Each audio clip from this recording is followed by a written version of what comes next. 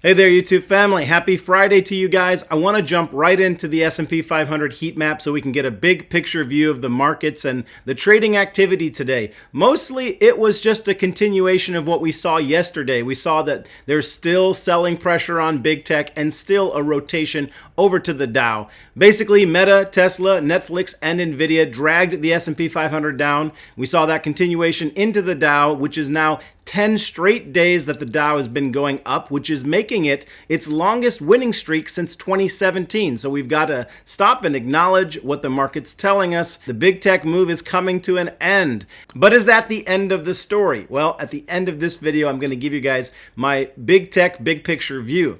Meta and Nvidia basically are under sell pressure, and I noted that they had increasing volume to that sell pressure, which simply tells me that it can go lower. It can go lower into the close today and even on Monday. You know, why did Tesla fall? It fell because Elon said price cuts. Netflix fell because it missed on revenue despite an increase in subscribers. Nvidia fell basically on Elon's big mouth. He questioned their ability to meet demand going forward, and the market didn't like that. So yes, the Nvidia narrative is bullish, but right now we need that CEO to come out and do an awesome job to confirm to us that they're going to be able to meet the AI demand that's out there. That's the concern there. Meta's been pulling back the last couple days, but there's really nothing unusual there. This is a standard correction. 25% of the time it pulls back 15%, and so that's pretty much where we're going to go. I think healthy support for Meta is going to be around $288. This is the Stocks with Josh show. I'm going to be getting into Bitcoin and the miners briefly, as well as some altcoins that I've been adding into my long-term alt portfolio. And I'm going to be touching on a question that I got in the chat group about how to properly get into and to swing trade support and resistance. Tesla reclaimed this morning $260, but some people got into it on the way down, not on the way up. And I'm going to kind of break that down a little bit so that you guys can understand better how to actually get into a swing trade position and to set your stop loss. And we're going to touch on some great stocks. Thanks for all the likes and the new subscribers that have joined this page. If you want, just throw a heart and say hi in the comments. We use a heart on this page because it's universally the symbol of love, but we also use the heart on this page because it takes a ton of courage to believe in yourself, to kick down the golden doors of Wall Street, and to get your hands on your share of the American dream. All right, let's dive into the crypto heat map. We obviously see a ton of gray and red on the heat map, but you guys know that it's been my belief for quite a while that July should potentially be a good month for Bitcoin, that we could easily see the top of the range, the top of the local trade range, which I've called around 33 to 34,000, but the month is slowly ticking away, and the trade range right now has been between 28,500 and 31,000. Bitcoin's been dropping right now because the government's offloading a bunch of seized Bitcoin. Their plan was to do that through Coinbase, and it's putting sell pressure on the crypto market right now. But when, this is the key factor, when they get it all sold, I don't know how exactly long that will take, but when they get it sold, then that could turn right around and cause a buying frenzy because the worst is behind us. Closing up above $31,000 is the absolute trigger for Bitcoin to go higher. I am not expecting a move down below to 28,500, but that is the bottom of the range, so it's possible. I am only long Bitcoin right now. I'm not in a swing trade on Bitcoin, but I am swing trading the miners. My ideal entry for Mara is $15.40, and when I looked at the charts today, I had that feeling that a lot of us feel when we are questioning. It's hard to be patient, and we're wondering whether or not a stock will come back to our ideal entry price. My ideal entry price for Riot is at $15.50, and both of them seemed unlikely to me today. So here's how you'd want to play that. If a stock or crypto does not come down to what you've identified as support, that's the reason why we also identify resistance above. Because if we break above the next level of resistance, it means that the trend is no longer coming down and is now going to go back on a bull run. And so there's two ways of playing support and resistance. I often give you guys what I call a local support and a local resistance, but I always also give you guys a resistance above that and a support beneath that. I sometimes call it support number 2. So if it does not come down to my support number 1, but somehow we begin to just Bitcoin takes off and then Mara and Riot take off and it goes above my first level resistance, that's also a buy spot for me. But you've got to be careful. This is going to get into this topic of properly swing trading support and resistance. It's not if it just goes up and touches the resistance. It's got to definitively go up above it and close and hold that level for a little bit of time. It depends on the time frame that you're using on your chart. I'm often using the daily time frame, taking a little bit of a longer swing trade view. So if it goes above my resistance on the daily chart and it closes, then that's a signal for me to jump in because we may be going to my next level of resistance. So if I don't get it down on my support, it never comes back there, it's okay. The next area where I'm going to enter into the swing trade would be at my resistance above if it closes above that resistance. And so I would be playing a breakout above $18.60 on Mara, and I'd be playing a breakout above $19.50 on Riot. I do, though, think that both of these are going to be coming down. Mara is next week voting for new share dilution, which nobody should love. Some people are saying, well, why wouldn't we want these guys to have more money to buy more machines so they can mine more Bitcoin and be even more successful? Well, I mean, it's not entirely wrong, but it's not the way Wall Street works. We want to see them run the business well enough with the resources they have. That's the type of management that gives shareholders confidence, and it causes the share price value to go up, because how the company is managed from month to month or day to day reflects what the opportunity is in the weeks and months ahead. And I'm always saying that Wall Street is forward looking, and so what they're doing right now with the resources they have, that's going to be compared as an industry standard to other companies, and they're going to be looking at what is their financial management and are they properly managing the company. This is why Apple is ahead of the pack, because everybody perceives that their management is top notch, not just in the company, but in the country and in the world. That's why Apple can hit some of these extreme price to earnings ratios, is simply because of how they're managing what they have right now, and it's giving confidence to the shareholder. Share dilution could also imply that they are borrowing too much money and they're not being profitable enough with the resources that they had invested in weeks, months, and years ago. Now, with that share dilution, it does cause me to think that maybe my $15.40 price target could actually get hit as we move into next week. But the bottom line is that no matter what the miners do will be 100% based on what Bitcoin does, and we haven't seen Bitcoin move, and so it shouldn't be a surprise that the miners are slowly bleeding off. And I'll even add to that one extra layer of concern. If Bitcoin for some reason was done with the pop up, if 31,000 was the top and we began to bleed off for the next couple months, the miners would get hurt all the more. So you need to be aware of that. If you're thinking of DCAing into the miners, yes, there is potentially big opportunity in the next bull run, but you could be buying the very top of the range, and both Mara and Riot could come under 12 and even as low as $10 if the Bitcoin run is over for now, or even for the next couple months. Let me quickly update you guys on the altcoins. We can see that ADA, Solana, and Matic have done pretty well ever since the SEC said that they were securities. It caused them to drop, but they've been slowly moving up, and there's still upside potential to them. Besides those three coins, there's another three coins that have been outperforming a lot of cryptos recently, and that's XRP, XLM, and Chainlink. Chainlink is one that I focused on in my top 10 cryptos to buy in 2023, and it's been performing great, and I think it's just the beginning. So I've been focusing new crypto investment dollars on Chainlink, XLM, and even a little bit more into XRP. We're in the earnings season right now, and I'm going to cover some of my bigger plays, especially as we go into next week. We've got Microsoft and Google on Tuesday, Meta and the FOMC decision on Wednesday. Thursday, we've got Amazon, and as you guys know, I'm bullish on Google and Amazon, and I'm going to go deeper into those stocks over the next couple days. I don't believe that either one of those companies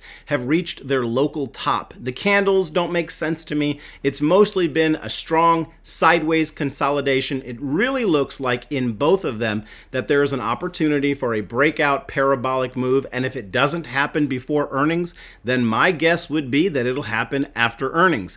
On good or bad news, because the charts are demanding it from my point of view, so I'm remaining bullish. I did get stopped out on my Amazon play. My stop loss was $131. I just got back in at $129, and I set my stop loss for $128.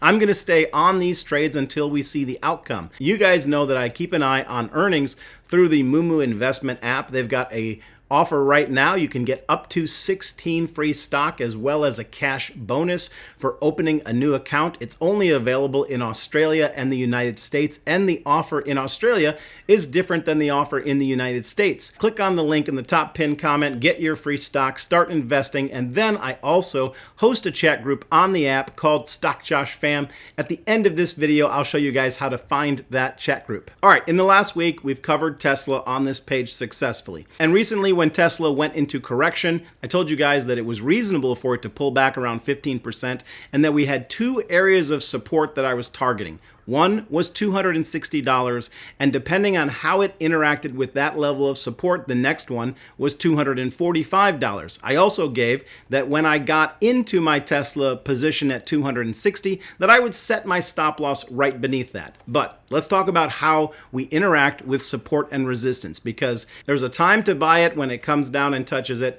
and there's a time to buy it when it goes beneath it and comes back over it. I kind of talked with you guys a little bit about that in this video with Mara and Riot. If I don't get my bottom support level, I may have to get in when it goes above resistance, because both of them are valid entries. In the case of Tesla, and especially with Tesla falling after hours, we wanted to see how the stock price respected that level of support. Now, what makes $260 a level of support is that it had been a previous price point that Tesla had respected and had strong interaction with. So when the Tesla price broke down right beneath it, it showed that there was a lot of momentum and a lot of pressure to the downside. And what you would then want to see it do is you'd want to see it quickly within 24 hours. You'd want to see it recover over that price and close on the day. That would be the signal that this is the right place to rebuy. When it came back beneath it and formed a nice bottoming candle with a beautiful tail, and it was moving back up to $260, that would have been a confirmation to get in at $260, and you could have then set your stop loss at $259, or in this case, I set my stop loss at $260 as we moved above it. So I would say that I still see selling pressure going into this next week, and so it would not shock me if Tesla yet again broke beneath 260, and that would be okay with me. I would be getting out at 260 at that point, and I'd be watching for it to reclaim and close above 260. Now, if it got up to 262 and I wasn't in it for some reason, and we were getting towards the close of the day, I would just jump in it, because I would believe that overall the 260 price point had held. So the main takeaway that I want you guys to get, it's not about touching these. Touching doesn't do enough. You want to make sure that it's respecting them over some semblance of a time frame, typically the opening price or the closing price if you're going by and using the daily candlestick chart. That's what I'm using because I'm looking at a little bit of a longer view. Some people get in and out of Tesla purely based on the 15-minute chart or the hourly chart throughout the day. I'm taking a little bit of a longer view. I'm willing to hold for a couple weeks. I'm willing to hold for a couple days. And so I'm looking for how it interacts with the open and close price on the daily chart. And this morning, we were in a nice open position above 260, which was for me the buy signal, not touching it. All right, guys, if I did not cover your favorite stock, then you guys can catch me over on the moomoo app in the chat group that I host there. Call it Stock Josh Fam. I want to point out to you guys that if you're in the moomoo app, there is a 3-dot bubble on the upper right-hand side. If you click that, then you can then go search for Stock Josh Fam and join the chat group. If you then get into the chat group, you will only be able to see the conversations from the moment that you've joined and forward. I do run technicals for plays that I don't have time to discuss during the videos, so it's a great place to come and find me and ask me about one of the stocks that I'm in. I'm going to quickly throw in some commentary at the end of this video for the AI stock APLD and the AI stock Sound. APLD, $7.80 is the critical price for that stock. If we're above $7.80, we're in bull territory. If we're beneath $7.80, we're in bear territory, and you should take precautions. I've used $7.80 largely as a spot to get in or out of the play. If that's not the type of investing or swing trading that you want to do, then this might not be the one for you. The best thing that you might consider doing is if it were to break down I would say that for a long-term hold, if you were to get it anywhere between $5 and $6, you'd probably do very, very well. But I have no personal guarantee that it'll get down there, and so that's why I've been using the $7.80 price as a line to get in or out of the play. Then on the stock Sound, S-O-U-N, my buy price is $3, but largely I see support between $2.75 and then possibly $3. So I'm going to begin to fade into my position at $3. I'm not going to lump sum the trigger price of $3. I'm going to take my entry position at $3, and this is critical to what we're talking about, and then I'm going to get into it because we're in a downward range in which we're testing support, and I'm hoping to get in between $3 and $2.75 on Sound. Final thoughts. Big tech is absolutely under sell pressure going into next week, but next week we've got big earnings, we've got the FOMC announcement, and so all of these things could turn right around after what I said to you guys with Tesla and Meta and even Nvidia. These are reasonable correction zones, so they could turn right around, bounce off these zones, and go back and test the top of the range.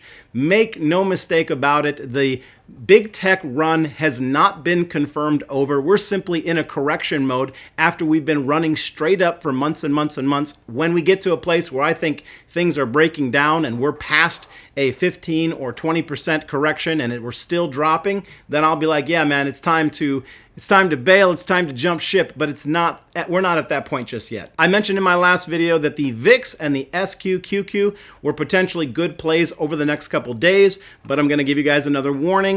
You know what? Don't get too bullish on being too bearish just yet. I still think that the market is favoring the upward trend.